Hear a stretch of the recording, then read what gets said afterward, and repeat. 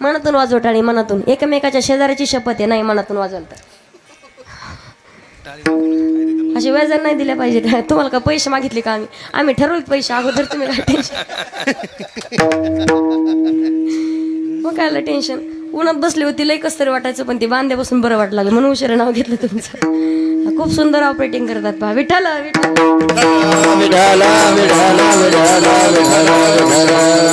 मला सांगायचं एकच, मनुष्य देह धारण करून आल्याच्या नंतर माणसाला योग्य मार्गाने जाण्यासाठी गुरु करावे लागतील. त्यासाठी पवित्र तुळशीची माळ गळ्यामध्ये धारण करावी लागेल. मग माळ घालायची, सारासार विचार करा, उठाउठी, नामधरा कंठी, नामचिंतन करा. वारकरी त्यालाच म्हणतात ज्याच्या मुखात भगवंताचं नामचिंतन. मग नामचिंतन करावं का? माणूस कोणतंच काम फायद्याशिवाय कधी करत नाही पा. अगोदर विचारतात ताई मग असं केलं तर त्याचा फायदा काय? तर त्याचं उत्तर, तयाच्या चिंतने निरसेल संकट, तराल दुर्घट भवसिंधू. भगवंताचं भजन करा, तुमच्यावर कधी संकट नाही येणार. आणि नामचिंतन करावं. हरी हरी तुम्ही म्हणारे सकळ, तेने माया जाळ. माणूस स्वतःला एवढा प्रपंचामध्ये गुरफटून घेतो की कदाचित माणसाच्या लक्षात राहत नाही आपण कशासाठी आलोय. संसारात राहावं माणसानं, पण कसं राहावं? जिभेसारखं राहावं आणि कमळासारखं राहावं. कमळ पाण्यात राहतं, बरोबर? पाण्याशिवाय कमळ येत एक तिकडे येऊ काय माईक घेऊन मी? कमळ पाण्यात राहतं, बरोबर? कमळ पाण्याशिवाय कमळ येत. पण कधी कमळाच्या फुलामध्ये पाणी राहिलेलं कधी पाहिले का तुम्ही? कमळाच्या पाकळीवर कधी पाणी राहतं का? नसेल तर कधी कमळाचं फुल आणून प्रॅक्टिकली अनुभव घेऊन पहा. पाण्याचा थेंबही ठेवत नाही कोण? कमळाचं फुल. मग तसं संसारात राहायचंय. राहावं कसं? जिभेसारखं. जिभेसारखं कसं? मला सांगा. हात खातात पाहात, हाताला चव भेटते का? भरवतो कोण? घास. हात भरवतात, पण भरतो कोण? हात भरतात. चव जिभेला भेटते. पण असं कधी पाहिलंय का तुम्ही की ताई जेवण झालंय आता चला जीभ धुण्यासाठी सोडा निरमा पाणी घेऊन या? ब्रशने कधी घासून जिभेला धुतलंय का तुम्ही? धुतात कशाला? हाताला, बरोबर? मग मला सांगायचे काय, जीभ चव घेऊन देखील भरत नाही. हात खात नाहीत, फक्त भरवतात, तरी सुद्धा त्याला धुवावं लागतं. संसारामध्ये राहायचं जिभेसारखं माणसानं.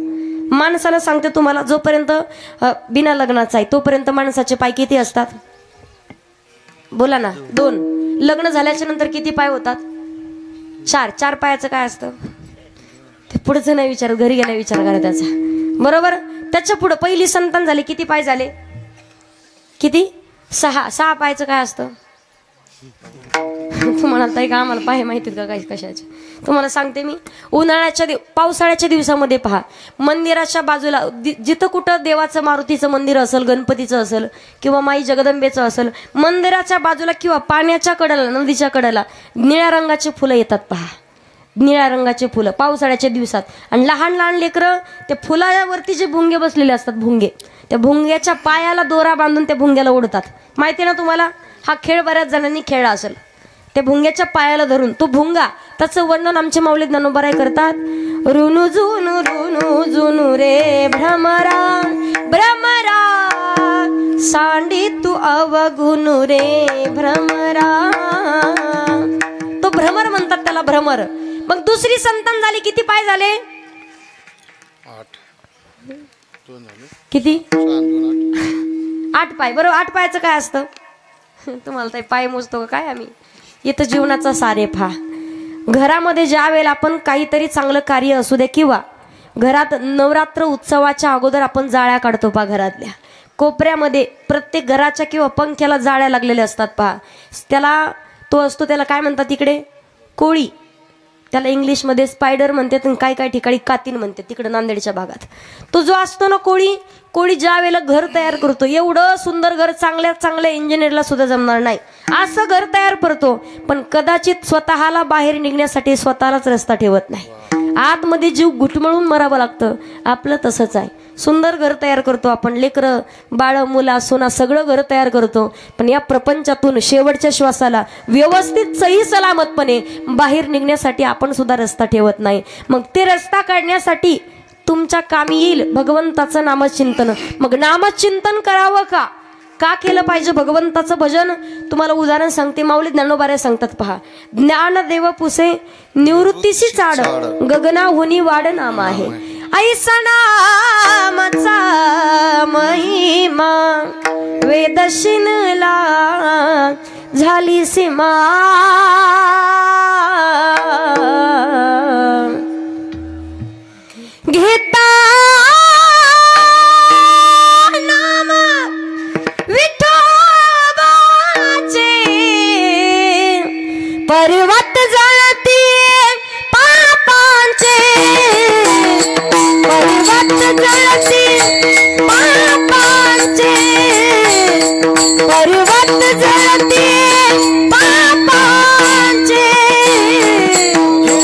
जळती पापाचे पर्वत जळते पापाचे पर्वत जळते पापाचे ऐसा नामाचा महिमा ऐसा नामाचा महिमा वेद शिनला झाली सीमा घेता नाम घेता नाम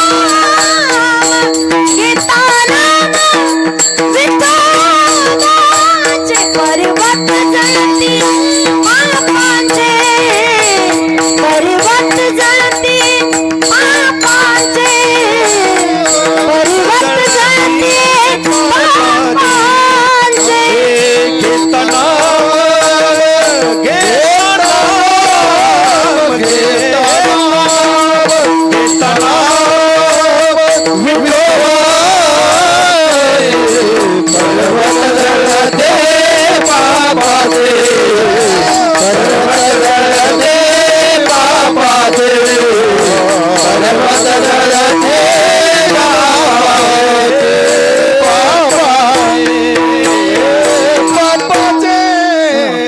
घेता नाम विठोबाचे पर्वत जळती पापाचे तेच नाम मुखात नसेल नामाविन मुख सर्पाचे ते बिड मुखही नाही तोंडही नाही ते सापाचे बिड आहे. भजन करायचं जीवनामध्ये नामचिंतन करावं. आपण किती जरी म्हटलं हे माझं ते माझं पण सगळ्यांनी लक्षात ठेवायचंय नातं फक्त कामापुरतं आहे. आपण आयुष्यामध्ये नामचिंतन करू. काही काही मंडळी म्हणतील ताई भजनच करायचंय ना आम्हाला जंगलात जावं लागेल. जायची गरज नाही. ठाईचं बैसोनी करायक चित्त आवडी आनंद उठता बैसता हरी बोला. त्याच्या पुढे सांगते महिला मंडळ 4-5 जणी दिवसभर शेतात काम करत असल्या 4-5 जणी दिवसभर काम अशा लाईनीत बसून काम करतात. तुम्ही किती जणी हरिपाठ भजन काकडा करतात बोटवर करा बरं.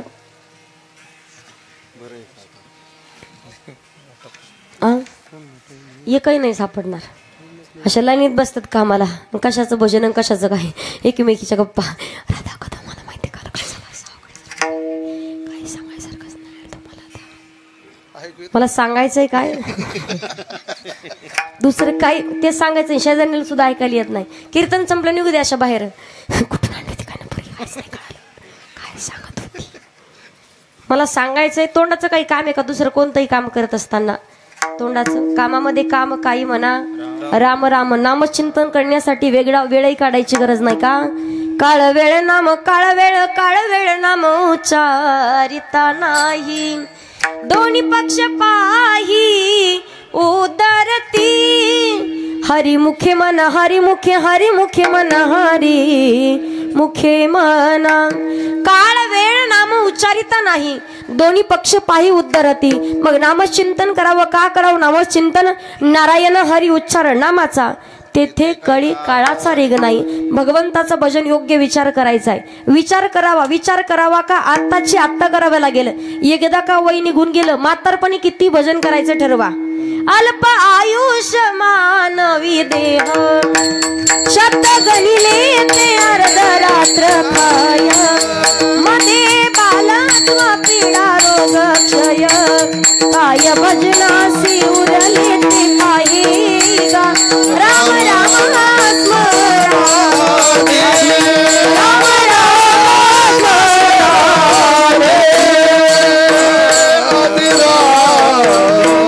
अल्प आयुष्य मानवी देह शतगणले ते अर्धरात्र खाय मध्ये बालत्व पीडा रोग क्षय काय भजनासी उरले ते पाहेगा. पहिल्या काळामध्ये माणसं जगायचे 100 वर्ष. म्हातारपणी भजन करायला हरकत नव्हतं. पण आता माणसं 50 आणि 60च्या पुढे कुणी जाईना पहा. 70 वर्ष म्हणजे लई. पहिल्या काळातली माणसं अजूनही जिवंत आहेत. कोणाला 90 वर्ष कोणी 95 वर्ष कोणी 100 वर्ष सुद्धा कोणी 105 आणि 110 वर्षाचे आहेत. पण सध्याच्या काळात 50-70 ओलांडणं अगदी कठीण झालंय. माणसं तशी होती पहिल्या काळातले. एक माणूस 5 पाचून खायचा. 5 पोळ्याचा एक पाचूंदा 5 एका टायमाला 25 चपात्या. आता दिवसभर एकच चपाती खात आहे तरी सुद्धा एवढे हातपाय भली मोठी ढेरीन माई म्हणती महावाघ. कशाचा वागण कशाचं काय आता राहिलं नाही. तुम्हाला सांगते मावळे तसे होते. खायचं तसं खाणं तसं होतं. जगायचे सुद्धा तसेच. कामं सुद्धा तसेच करायचे. आता म्हातारपणी भजन करू शकत नाही आपण. का नाकमुख गळू लागली लाळ आणि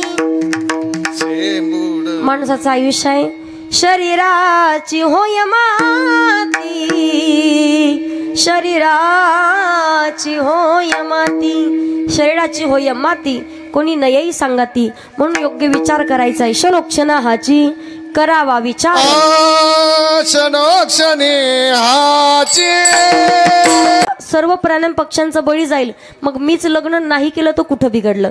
रात्रीतून जंगलामध्ये निघून गेली, मतंग ऋषींसारख्या संताची संगती केली आणि ज्या वेळेला रोज रस्ता झाडावा, साधूची सेवा करायची. वयोवृद्ध झाल्याच्या नंतर एके दिवशी मतंग ऋषी जेव्हा येत होते, जात असताना विचारलं कोण आहेस बाई. अगदी शरीराचा अंगाचा लटकाप थरकाप होत होता. सांगितलं भिल्ल कुळात मी जन्माला आलेली आहे, माझं नाव शबरी. चोरून सेवा केली का? भिल्ल कुळात जन्माला आली आहे, माझी सेवा तुम्ही स्वीकारताल का नाही याच्या भीतीने चोरून सेवा केली. महात्मा सांगतात जगाचा मालक कोण किती श्रीमंत, कोण किती गरीब, कोणाची जात काय आणि कोणाचा धर्म काय काहीच पाहत नाही. देवाला फक्त लागतो तो थोर प्रेमाचा भुकेला, हाची दुष्काळ तयाला. किंवा शुद्ध ज्याचा भाव झाला आणि दुरी नाही लगे एक भावाची कारण. जगाच्या मालकाला लागतो तो शुद्ध अंतःकरणातला भाव. फक्त भाव पाहिजे. भाव जर असेल नक्कीच देव सुद्धा भेटतो. पहा मग अंतःकरणामध्ये भाव पाहिजे. ज्या वेळेला मतंग ऋषी शबरीला सांगतायत तू एवढी भाग्यवान आहेस की जगाचा मालक तुझा शोध घेत तुला तुझ्या झोपडीवरती भेटण्याकरिता येणार आहेत. विचारलं नाही कोणत्या तारखेला, कोणत्या महिन्यात, कोणत्या आठवडी, कोणत्या वारी, फक्त वाट पाहत राहिली. जब मोरे राम जी का आवन होगा, शबरी के कुटिया का पावन होगा. आएंगे रघुराई जब मैं आसन पे बैठाऊंगी, मीठे मीठे बेर अपने हाथों से खिलाऊंगी. साथ साथ लक्ष्मण जी का दर्शन होगा, शबरी की कुटिया का पावन होगा. रोज भगवंताची वाट पाहावी. आश्रमात या कधी रेशील ही माझी साधना. पण एक दिवस उगवला. पहा शबरी मातेला झोपडीच्या समोरून भगवान प्रभू रामचंद्र, सीता माता आणि लक्ष्मणजी चालत येताना दिसले. शबरी मातेच्या मुखातून शब्द बाहेर पडतात, हरी पाहिला रे, हरी पाहिला रे, आज सोनियाचा दिन वर्षे अमृताचा घन, आजी सोनियाचा दिन. आज सोन्याचा दिवस उगवलाय.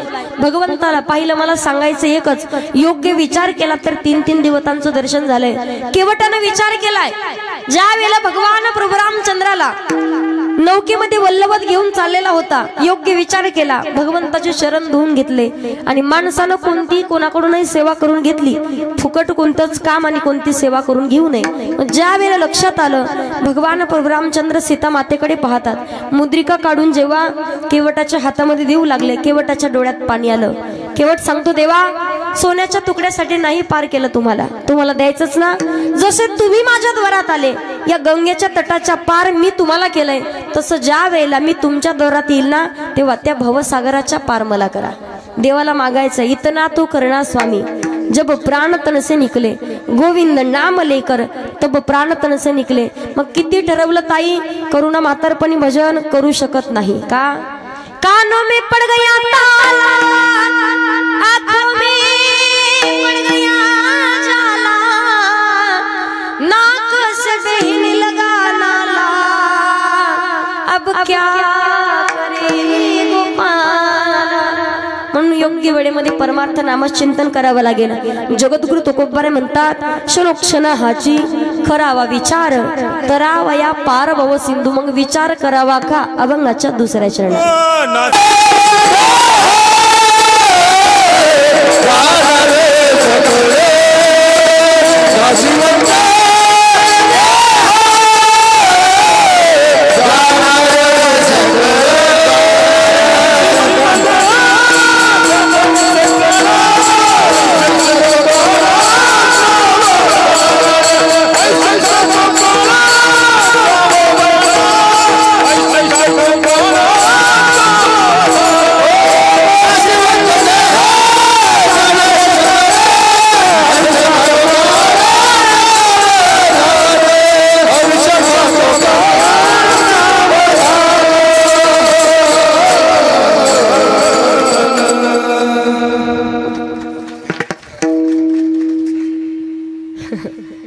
लक्षातच नाही, सांग का मी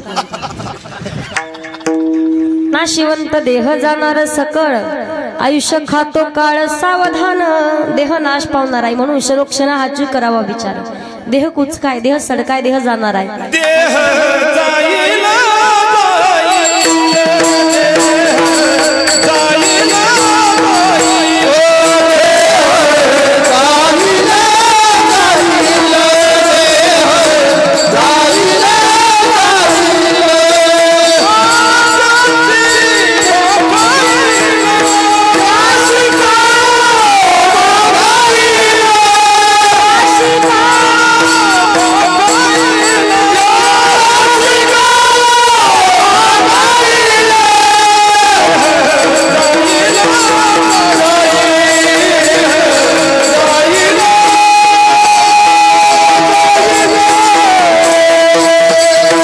देह जाईल त्याशी काळोबा खाईल, देह नाश पावणार आहे पहा.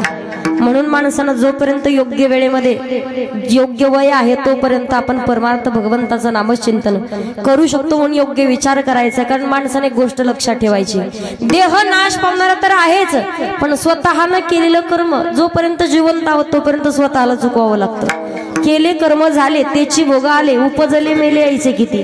चांगलं कर्म केलं तर फळ चांगलं भेटलं, आणि कर्म जर वाईट केलं तर फळ सुद्धा वाईटच भोगावं लागतं. काही काही लोक पाप करण्यासाठी नाही, पाप फेडण्यासाठी, पाप भोगण्यासाठी भीतात पहा. मग पाप केलं की पाप फेडावं लागणार. किती जरी म्हटलं आपण यांच्यासाठी करतो त्यांच्यासाठी करतो. मी तुम्हाला सांगते, एक व्यक्ती होता आयुष्यभर लेकरा बाळांसाठी प्रॉपर्टी, गाडी, बंगला सगळं काही कमवून ठेवलं. गावातले एक साधू महात्मा म्हणे, का रे म्हणे एवढं मोठं पाप केलं तू, लोकांचं वाटोळ करतो म्हणे, याची टोपी त्याच्या डोक्यात, सगळ्याच्या टोप्या आपल्या डोक्यात, कशासाठी करतो एवढं पाप म्हणे, लेकरांसाठी, प्रपंचासाठी. म्हणे तुझं पाप वाटून घेतील का नाही घेणार, घेतील माझं पाप वाटून.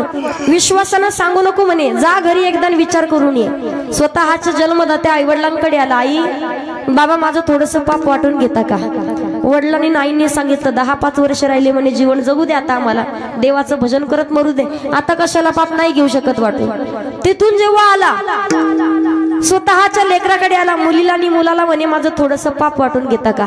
लेकरांनी सांगितलं, आई वडिलांनी जन्म दिल्याच्या नंतर प्रॉपर्टी कमवून ठेवणं त्यांचं कर्तव्य आहे, अशी कोणती मोठी गोष्ट नाही घेऊ शकत पाप वाटून. त्यावेळेला तिथून ज्या वेळेला धर्मपत्नीकडे आला, थोडस पाप वाटून घेते का. ती म्हणले तुम्हाला तर सांगत होते चांगलं कर्म करा, पाप करू नका, पण तुम्ही कुठं ऐकलं म्हणे माझं. तुम्हाला तर सांगत होते पाप करू नका, तुमचं पाप मला कसं वाटून घेता येईल. यानं हट्ट धरला, माझं थोडस तरी पाप वाटून घे. ज्या वेळेला म्हणे थोडं शांत बसा म्हणे, पाणी आणते.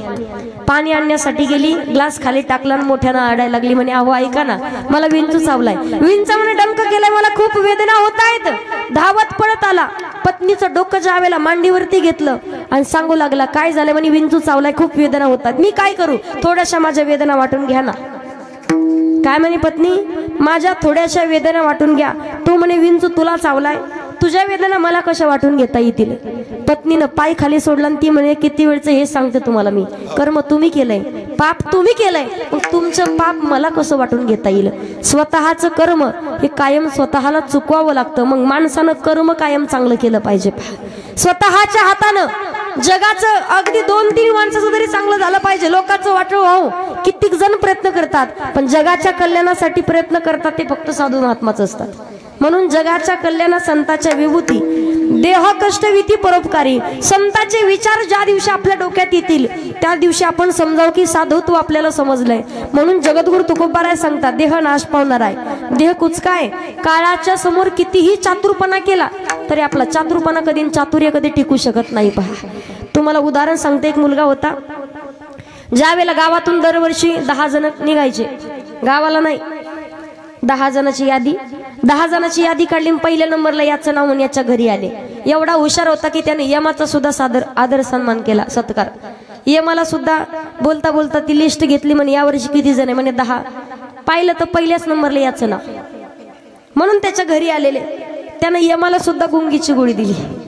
ज्या वेळेला त्यानं स्वतःचं नाव पहिलं खोडलं, सगळ्यात खाली टाकलं, आणि जेव्हा म्हणे की एक काम करा, शेजारच्या रामभाऊ तात्या, सकाराम तात्या, तुकाराम तात्या, हे 10 जण 9 जण गोळा करून घेऊन या, तोपर्यंत माझी गाडी, बंगला, प्रॉपर्टी लेकराच्या नावावर करतो, कोणत्या कोणत्या बँकेत किती किती पैसे, कोणत्याचा कोड नंबर किती, सगळं सांगतो म्हणे, येतो तुमच्यासोबत.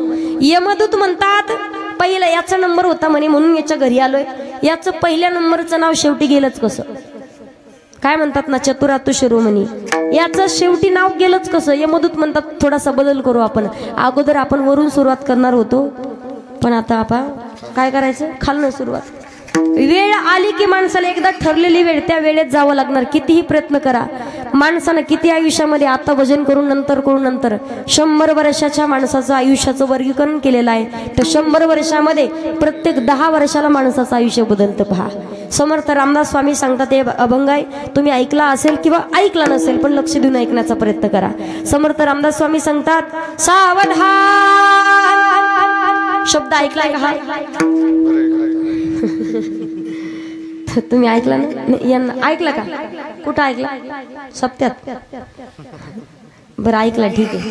हा शब्द ज्या वेळेला आपण पाहतो सुरुवातीलाच सावधान या शब्दापासून सुरुवात आहे. पहा, सावधान, सावध सावधान वाचे वदा नारायण. 10 वर्ष बालपण, 20 वर्ष तारुण्य, अंगी भरला मदन, मग तो कैचा सावधान. सावध सावधान वाचे वदा नारायण. 30 वर्ष होती, दारा पुत्र मागे फिरती. दारा म्हणजे पत्नी, दारा पुत्र मागे फिरती. प्रपंच लागे पाठी, मग तो कैचा परमार्थी. सावध सावधान वाचे वदा नारायण. 40 वर्ष झाली, डोळा 40 आली. इथले चष्मे सोडून सांगते, 40 वर्ष पूर्ण झाल्यावर माणसाला चष्मा लागतो. बरं, आताच्या काळात वय झाल्याच्या नंतर चष्मा लागलेला ठीक आहे, पण कुठे 8-9 वर्षाच्या लेकराला चष्मा असतो का? भला जाड लेकरू म्हणतं एकाच विषयाला 2-2 मॅडम कसं काय शेजारच्याला, आणि मॅडम अशी मॅडम म्हणते तुम्ही एका बेंचवर 4 मला सांगायचे काय? चष्मा लागतो 40 वर्ष पूर्ण झाल्या माणसाला. डोळा 40 आली, डोळ्यास बुरळ पडली, कैसी दूर आणि जवळी. सावध सावधान वाचे वदा नारायण. 50 वर्ष होती, हलती दातांच्या पंक्ती. अगोदर ठरवायचं काय खायचं काय नाही खायचं. श्याम केस शुभ्र होती. लोक एवढे करामध्ये काळे करतात कशानं? कशानं? कोणती लावतं महिला मंडळ? गणपती छाप, निशा मोरी, हिना इंडिका का गणपती छाप? गाय छाप नाही म्हटले मी. कोणती लावू नका असं मजमत नाही दादा. कमी वयात केस पांढरे झाले तर डाय करावा, पण डाय कुठं कुठं करावं याला मर्यादा. इकडे डाय करणे ठीक आहे, डायचं इथं काय काम? आणि किती डाय करू द्या, 15 दिवसात प्रकरण उघडकीस येते. इकडून काळ मध्ये नुसतं धोकं पडल्यासारखं होतं.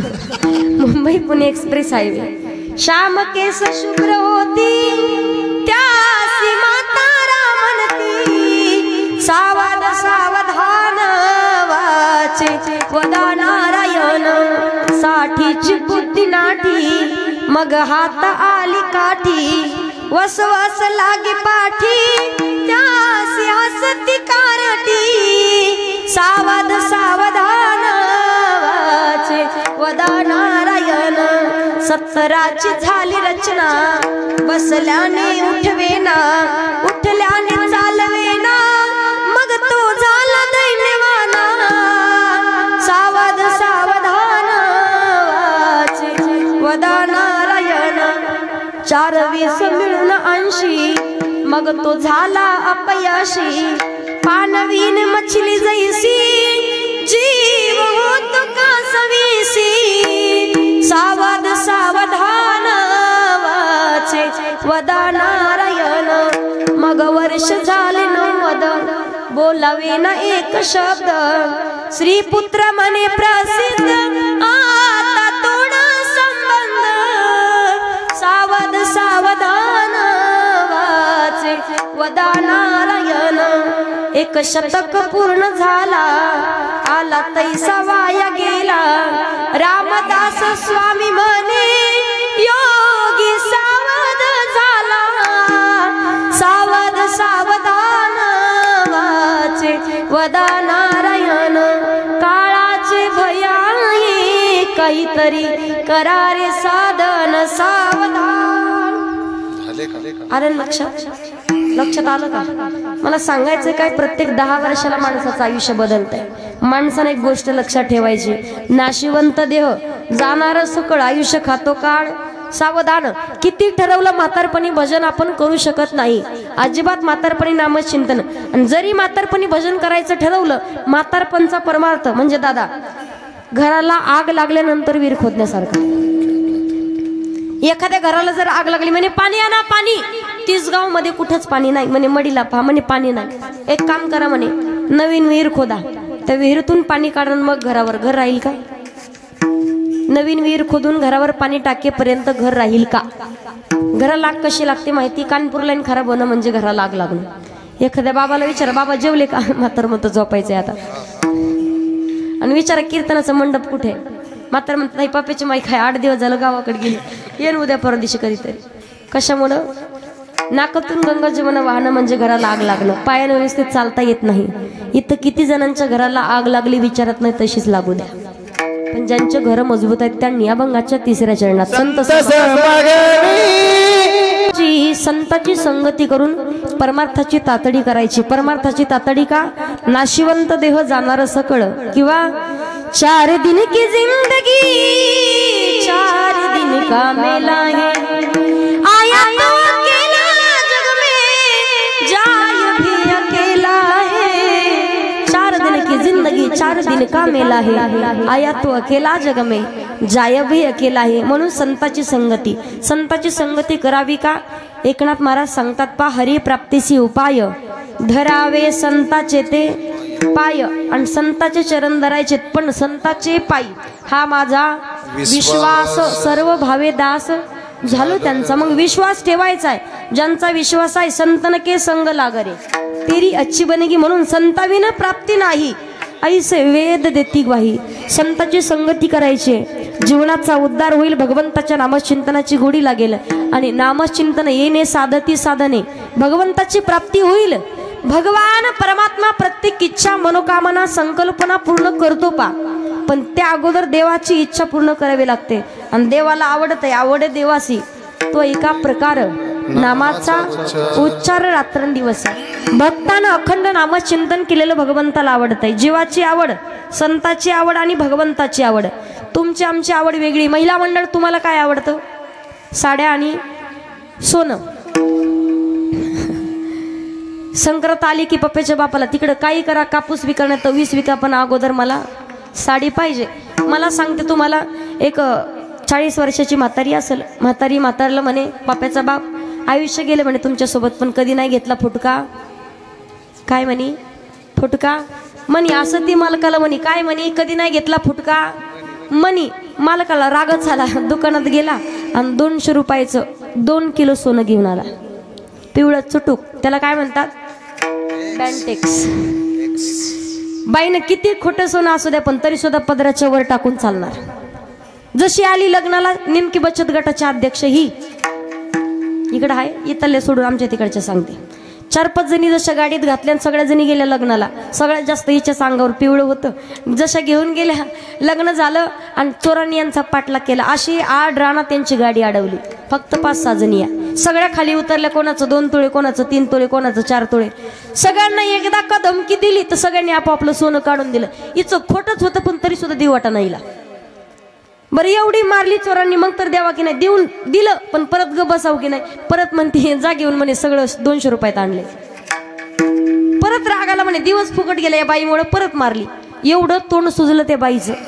बरं मारली तिथं तरी ग बसाव की नाही? परत मालका त्या चोराला म्हणती मारलं पप्पाच्या बाबापेक्षा. मला सांगायचं काय तुम्हाला, माता मावल्यांना सोनं आवडतं पा, सोनं. मालकाचं लई वेळा नाव घेते.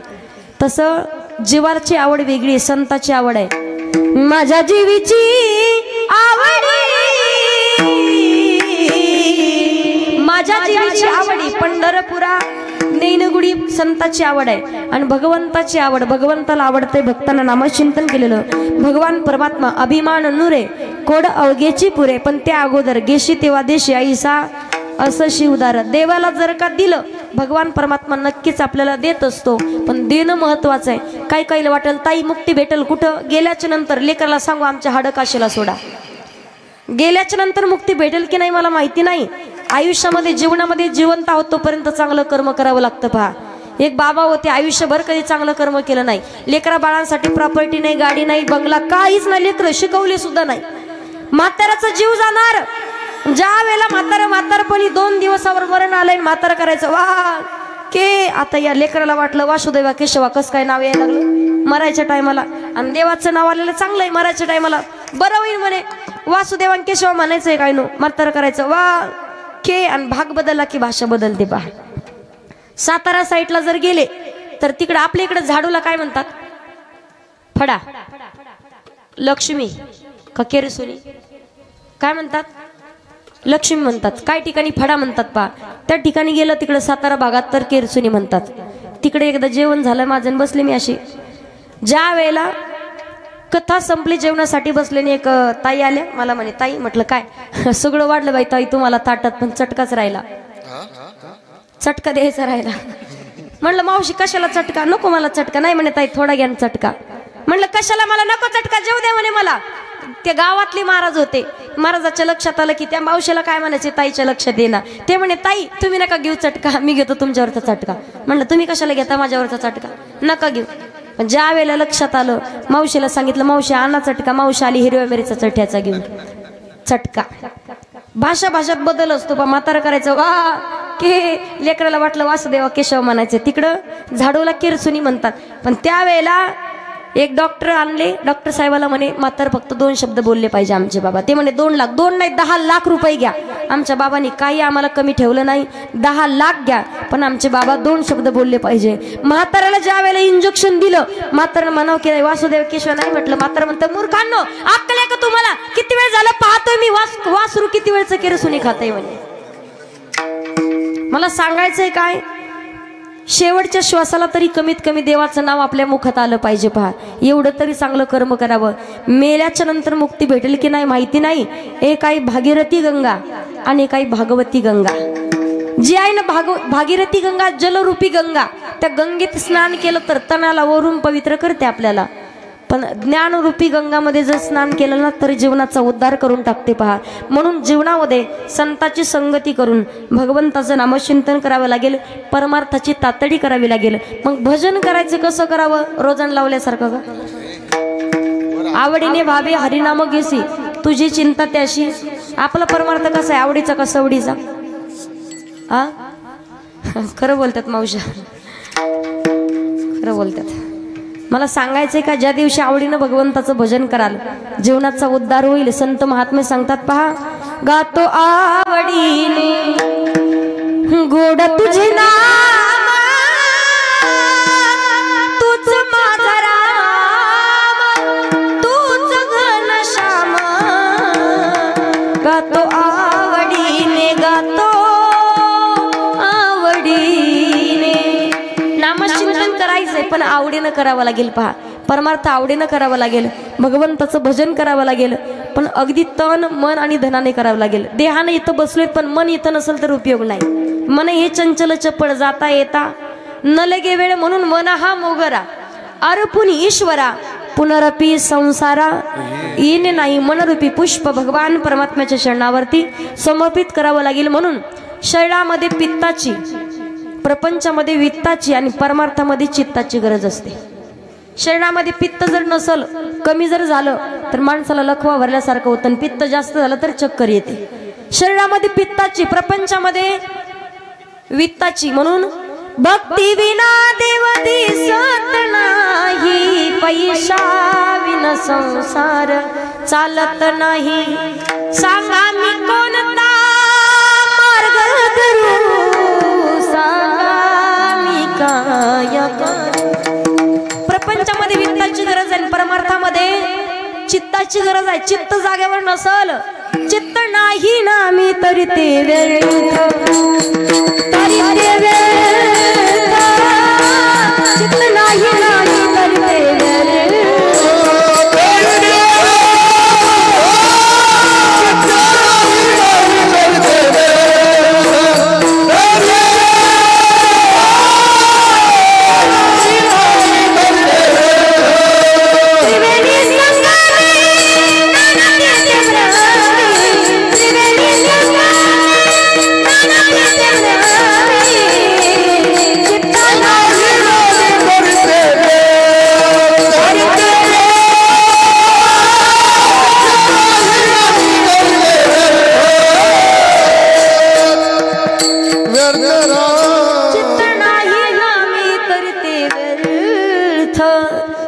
जागेवरती पाहिजे, संताची संगती करून परमार्थाची तातडी, म्हणून योग्य विचार जीवनात करायचा आहे. पहा, मी तुम्हाला एकच सांगेल, सगळ्यांना एकच विनंती आहे माझी, जोपर्यंत आई वडील जिवंत आहेत तोपर्यंतच अशी सेवा करा, अशी सेवा करा की गेल्याच्या नंतर दुःख नाही वाटलं पाहिजे. कधी कधी पाहतो आपण काही काही घरामध्ये आई वडिलांचे उपकार तर आपण कधी फेडू शकत नाही, कधीच फेडता येणार नाही. एका मुलानं ठरवलं आईचे उपकार फेडायचे, रोज दिवसभर संध्याकाळपर्यंत रोज आईची सेवा करायचा, आई वडिलांची सेवा करायचा. संध्याकाळच्या वेळेला 8च्या दरम्यान मुलाला झोप लागण्याची वेळ, आणि या आईनं काय करावं, एक ग्लास पाणी नेऊन त्याच्या अंथरुणामध्ये टाकावं. 2 दिवस झाले, 4 दिवस झाले, पण 5व्या दिवशी लेकराला राहावलं नाही. ते मुलगा म्हणतो, आई अगं रोज सेवा करतोय मी तुमची, कोणत्या गोष्टीची कमी पडू देत नाही, आणि रोज झोप लागण्याची वेळ आणि पाणी आणून टाकते माझ्या अंथरुणात. आईने सांगितलं, निघाला होता ना उपकार फेडायला, उपकार कधी फेडू शकत नाही का? 5 दिवस झाले फक्त पाणी तुझ्या अंगाखाली टाकलंय, पण 5 वर्षाचा होईपर्यंत रोज अंथरून ओलं करायचा रे, पण कधी तुला ओल्या जागेत झोपू दिलं नाही, कोरड्या जागेत झोपायचे. आईचे उपकार आयुष्यात कोणी फेडू शकत नाही, पण फेडताच येणार नाही कधी. ज्या वेळेला लेकरू उन्हात खेळतं, आई म्हणते सावलीत मर, वाटतं का मराव म्हणून, पण मर म्हणण्यात सुद्धा प्रेम असतं. पहा, बापाचे उपकार खूप मोठे आहेत आपल्यावरती, नितांत प्रेम करतात. एखाद्या लेकराला जर उन्हात काम करत असेल तर बापाने विनंती करावी, लेका अरे सावलीत हो, ऊन कमी झाल्याच्या नंतर लाकडं फोड. पण त्यांना नातू, लेकाला मुलगा ज्या वेळेला म्हणतो बाबा मला संसार, माझं प्रपंच, माझं सगळं, छोटस लेकरू 6 महिन्याचं आजोबांनी जेव्हा उन्हात आणावं, लेकरं रडायला चालू केलं तर मुलगा म्हणतो बाबा तुम्हाला काही कळतं की नाही, खुशाल माझ्या लेकराला तुम्ही उन्हात आणून ठेवलंय, किती ऊन लागल त्याला, ताप येईल त्याला. बापानं सांगितलं तुझा जर मुलगा उन्हात आणून ठेवला तर तुला त्रास होतो का, त्याला ताप येईल म्हणून, त्याला ऊन लागल म्हणून. माझं लेकरू किती वेळेचं उन्हात लाकडं तोडतंय, त्याला सांगतो तरी ऐकत का नाही? मला कसं वाटत नसेल का, मला त्रास होत नसेल का? आई वडिलांचं अंतकरण जीवनामध्ये फक्त निस्वार्थ आणि नितांत प्रेम करणारे एकच नातं आहे, ते म्हणजे आई वडील. म्हणून तर आज सगळ्यांनी एक गाणं सगळ्याला माहिती. पहा, बापाची कविता आहे आणि आईचं सुंदर असं गाणं आहे. बापासाठी एकच, स्वतः नखा बोटानं संसार कमवला, ज्या वेळेला प्रपंच घडवला, लेकरा बाळाला शिकवलं, त्या वडिलांची परिस्थिती असते. पहा, माझ्या डोळ्यातलं आसव, माझ्या डोळ्यातलं आसव